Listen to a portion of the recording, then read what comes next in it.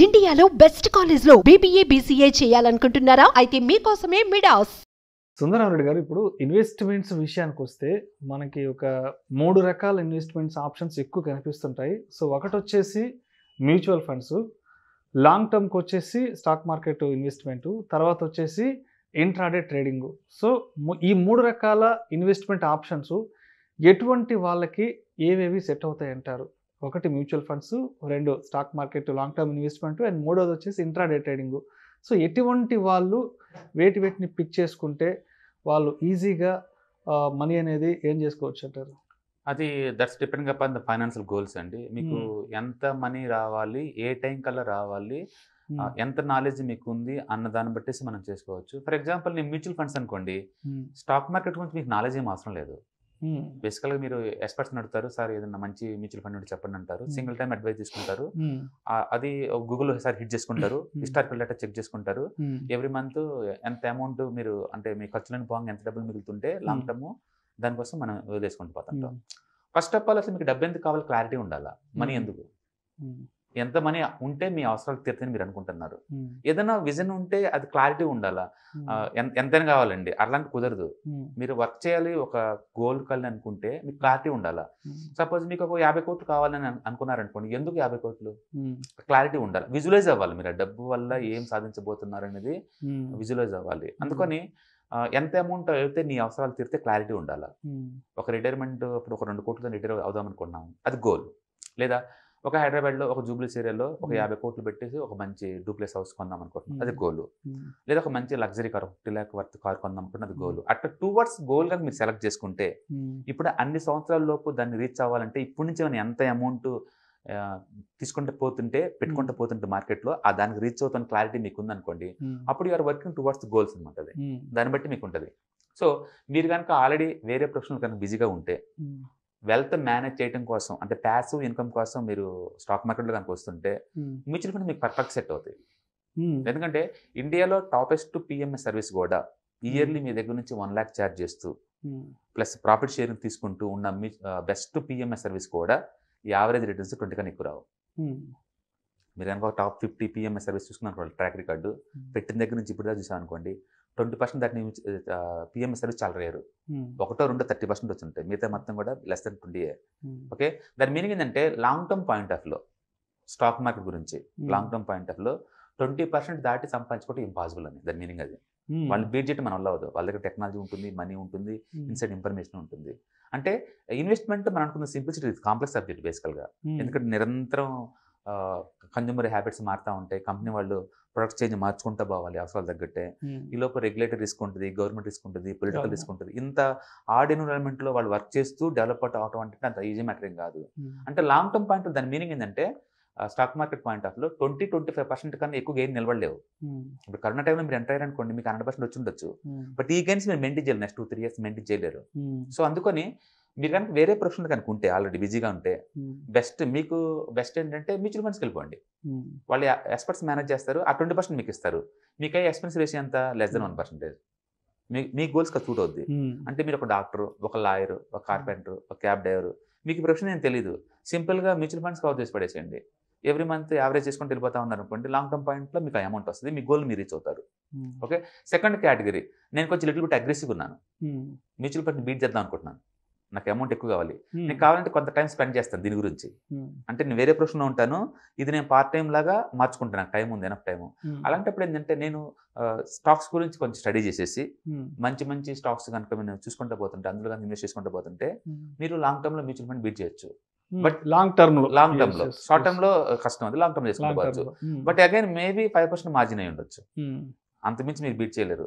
ఎందుకంటే మీ portfolio 10 stocks అనుకోండి, 2-3 hero categories ఎన్ని ఉంటాయి, 4-6 విలన్ కేటగిరీస్ ఎన్ని ఉంటాయి, మిగతా మొత్తం నార్మల్గా ఉంటాయి. నీకు యావరేజ్ చేస్తే మళ్ళీ అదే వస్తుంది. అందుకని లాంగ్ టర్మ్ పాయింట్ ఆఫ్ లో ఎవరైనా మ్యూచువల్ ఫండ్ బీట్ చేయడం చాలా కష్టం, చాలా కష్టం. ఓకే, ఒకవేళ మీకు ఆ నాలెడ్జ్ కనుక్కుంటే మీరు చేసుకోవచ్చు. అంటే మీరు ఆల్రెడీ ప్రొఫెషన్లో ఉంటా, వేరే ప్రొఫెషన్లో ఉన్నారు, బట్ ఎంతకంత స్టాక్ మార్కెట్ నాలెడ్జ్ ఉన్న వాళ్ళు స్టాక్స్ మేనేజ్ చేసుకోవచ్చు డైరెక్ట్గా. లేదా నాకు స్టాక్ మార్కెట్ జీరో నాలెడ్జ్, నేను వేరే ప్రొఫెషన్లో ఉన్నాను, నేను జస్ట్ ప్యాసివ్ ఇన్కమ్ కోసం నేను మార్కెట్లోకి వస్తున్నాం అనుకుంటే మ్యూచువల్ ఫండ్ మిస్ అవుతుంది. ఇప్పుడు థర్డ్ కేటగిరీ ట్రేడింగ్ ఎవరికి అంటే ఎవరైతే ఫుల్ టైం లేదా పార్ట్ టైం తీసుకుంటారో వాళ్ళు ట్రేడింగ్.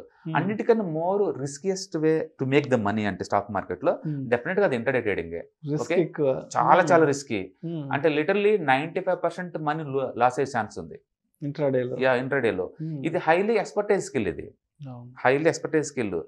మీరు డమ్మీ ట్రేడింగ్ బీభత్సం చేయాలి.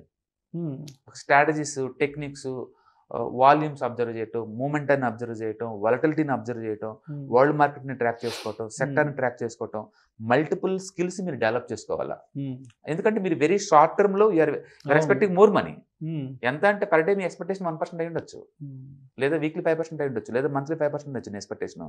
దాన్ని రీచ్ అవ్వాలి అంటే ఎక్కువ కష్టపడాల్సి వచ్చింది. అంటే రిస్క్ ఎంత ఉంటుందో మేబీ రివార్డ్ కూడా అంతే ఉండొచ్చు. కొన్నిసార్లు ఆ రిస్క్ కి ఆ రివార్డ్ వర్త్ కాకపోవచ్చు.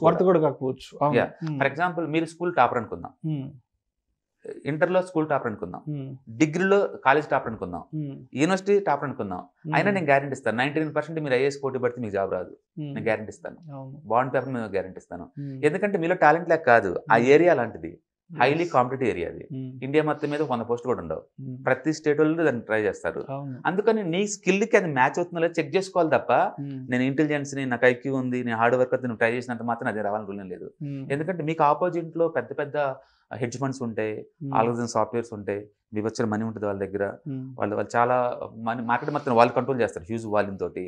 అందుకని మనకి నమ్మకం ముఖ్యం కాదు అక్కడ. డమ్మీ ట్రేడింగ్ ఎక్స్పీరియన్స్ లో మీకు మనీ వస్తుందా లేదనేది ముఖ్యం. ఒకవేళ మనీ కనుక మీకు వస్తుంటే అవుట్ ఆఫ్ 10 అటెంప్ట్స్ ఎన్ని ఫ్లాప్ అవుతుంది క్లారిటీ ఉండాలి. దాన్ని మీరు డాక్యుమెంట్ చేసుకోవాలా. ఆ డాక్యుమెంట్ అప్పుడు ఏ టైంలో మీరు ఎంటర్ అవుతుంటే, మనీ ఏ టెక్నిక్ వాడుతుంటే, ఎంత అమౌంట్ వచ్చింది, ఎందుకు వచ్చింది మీరు అనుకుంటున్నారు, ఫ్లాప్ అయితే ఎందుకు అవుతున్నారు, ఇలా ఒక ట్రేడ్ జర్నల్ మీరు మెయింటైన్ చేయాలా. చేసినప్పుడు మీకు క్లారిటీ వస్తుంది, ఏది వర్కౌట్ అవుద్ది, ఏది వర్కౌట్ కాదు, మీకు క్లారిటీ వస్తుంది. దాన్ని బట్టి మీరు ప్రాపర్ ప్లాన్ చేసుకొని రియల్ టైంలోకి వచ్చినప్పుడు మొదట తక్కువ స్టాక్స్, ఒక 10 స్టాక్స్ 20 స్టాక్స్ మీరు టెస్ట్ చేస్తారు. మీకు వర్కౌట్ అవుతుంది అనుకోండి, ఇప్పుడు స్కేల్ అప్ చేసుకుంటారు. 100 వర్కౌట్ అవుతుంది అనుకోండి, 1000 వర్కౌట్ అవుతుందండి. అట్లా పెంచుకుంటూ పోవాలి. ట్రేడింగ్ అనేది వండర్ఫుల్ బిజినెస్ అండి. ప్రపంచంలో టాప్ ఎండ్ బిల్డింగ్ అది బిజినెస్, అది టాప్ ఎండ్. అది ప్రపంచంలో బిగ్గెస్ట్ బ్రెయిన్స్ మొత్తం పోటీపడే ఏరియా అది మిగతా చిన్న చిన్న ఏరియాలకు కాదు, బిగ్గెస్ట్ బ్రెయిన్స్ ట్రై చేస్తే. ప్రపంచంలో ఏ సాఫ్ట్వేర్ డెవలప్ అయినా సరే వాటి అల్టిమేట్ డెస్టినేషన్ స్టాక్ మార్కెట్ అయి ఉంటుంది. ఎందుకంటే ఒక నాసా లో సైంటిస్ట్ కి ఇచ్చే శాలరీస్ తో పోల్చుకుంటే స్టాక్ మార్కెట్ లో ఒక ఆల్గరిథం ప్రోగ్రామ్ ఇచ్చే అమౌంట్ చాలా ఎక్కువ ఉంటుంది. అంత హై ఎండ్ సాఫ్ట్వేర్స్ వాడతారు ఇక్కడ, అంత హై ఎండ్ మనీ ఇక్కడ డిప్లాయ్ ఉంటుంది. అంత పెద్ద ఏరియా ఇది. ప్రపంచంలో one of the oldest industry and చాలా మోడర్న్ ఇండస్ట్రీ కూడా ఇది. ఓకే, ఇలాంటి ఏరియాలో నువ్వు పోటీ పడుతున్నావంటే నీ దగ్గర క్లియర్ కట్ ప్లానింగ్ ఉండాలి. మీ ఏ స్ట్రాటజీలో మీరు ఎక్స్పర్ట్, ఏ మార్కెట్ స్ట్రక్చర్లో మీరు ఎక్స్పర్ట్, మార్కెట్ అప్రోచ్లో ఎందులో ఎక్స్పర్ట్, ఏ ప్రొడక్ట్లో మీరు ఎక్స్పర్ట్, ఆ క్లారిటీ మీకు అనుకుంటే ఫస్ట్ డమ్మీ ట్రేడ్లో ప్రూవ్ కానీ చేసుకుంటే, అది ఒకసారి కాదు, అప్ ట్రెండ్ మార్కెట్లో ప్రూవ్ చేసుకోవాలా, డౌన్ సైడ్ మార్కెట్లో ప్రూవ్ చేసుకోవాలా, సైడ్ మార్కెట్లో ప్రూవ్ చేసుకోవాలా. ఈ 3 సైకిల్స్ కనుక మీకు ఎక్స్పీరియన్స్ అనుకుంటే డమ్మీ ట్రేడింగ్ లోనే ఇప్పుడు రియల్ టైంలో రండి, ప్రూవ్ చేసుకోండి, స్కేల్ అప్ చేసుకోండి. బహుశా ఒక 1000 మంది ట్రై చేస్తే 1% కూడా ఉండదు సక్సెస్ పర్సెంటేజ్ ఆ ఏరియాలో. అందుకని ఒక ఇంట్రాడే ట్రేడింగ్ మీద ఫోకస్ చేయకుండా ఇంట్రాడే ప్లస్ పొజిషనల్ ట్రేడింగ్ అనుకోండి. పొజిషనల్ ట్రేడింగ్ లో ఎక్కువ సక్సెస్ ఉంటుంది గ్యారంటీగా. అది ఆ డబ్బు దీనికి, దీని డబ్బు దానికి అలా వాడుకుంటూ పోతే 2-3 ట్రేడింగ్ స్టైల్స్ కనుక మెర్జ్ చేస్తే you may be survive long term point of లో. బట్ హార్డ్ కోర్ గా కేవలం ఇంటర్డే ఉంటే మాత్రం that is high risk way to make the money. Success percentage చాలా లీస్ట్ ఉంటుంది కంపేర్ టు మ్యూచువల్ ఫండ్ పెట్టిన వాళ్ళతో పోల్చుకున్నా, స్టాక్స్ తో పోల్చుకున్నా ఇది హై రిస్క్ ఏరియా. అందుకని trading as a business wonderful, definite గా ఇది వర్త్, టెస్ట్ చేయడం వర్త్, అందులో డౌట్ లేదు. బహుశా మీరు ఒక 5 years మీరు ఫ్లాప్ అవుతూనే ఉండొచ్చేమో, బట్ విత్ ఇన్ 1 month ఈ మనీ అంతా బ్యాక్అవుట్ రావచ్చు. అంత దమ్ము ఈ మార్కెట్ ఉంది బేసికల్ గా. But psychology important, risk management important, lot of things you have to learn before entering to the intraday trading. అది చాలా ఫ్యాన్సీ లాగా కనపడుద్ది కానీ చాలా టఫ్ స్కిల్ అండి అది. బట్ ఒకసారి కానీ మీకు వచ్చిందంటే life time money you're going to make the good money. But it is risky, you have to accept that is risky, too much risk ఉంది. ఫర్ ఎగ్జాంపుల్ హైదరాబాద్ లో 3 months లో సరి బాగా పెరగబోతున్నది చాలా ఈజీ, ఎందుకంటే మన సీజన్ లో ఉన్నాం కాబట్టి.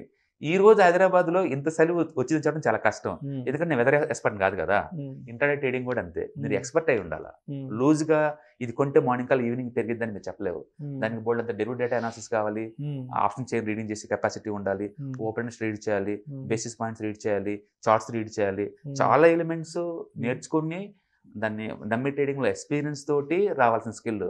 అందుకని స్ట్రైట్ గా ఇంటర్డేకి వచ్చే బదులు ఎంతకంత డెలివరీ బేస్డ్ ట్రేడ్స్ మీద ఎక్స్పీరియన్స్, ఇన్వెస్ట్మెంట్ మీద ఎక్స్పీరియన్స్ ఉండి ఈ ప్రమోషన్ అవటం బెటర్. డెఫినెట్గా you have to agree it is risk business compare to any other business. So మీరు అడుగుతున్నట్టు mutual funds investment full safety, guarantee returns long term point of లో.